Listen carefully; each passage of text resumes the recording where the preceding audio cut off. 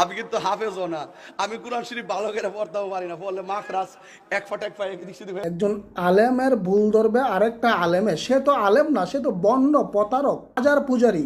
তাহলে সে আলেম না হইয়া সে আরেকজন আলেমের একের ভুল ধরাটা, এটা তার আসলে এটা আমার যুক্তি আসে না যে কিভাবে সে ভুল ধরে।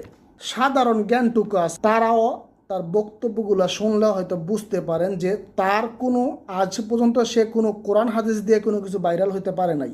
সে সম্পূর্ণ ভাইরাল হয়েছে সার্কাসের খেলা দেখাইয়া, গান গাইয়া, ওই চা খাইয়া, কফি খাইয়া, যত আজবি গুজবি আছে স্টেজে বউর সাথে ফোনে কথা বলবে, মানে সম্পূর্ণ যত ইসলামের বাইরে যেগুলা নিয়ম নীতি আছে সেইগুলা করে সে ভাইরাল হয়েছে, এটা আপনারা সবাই জানেন।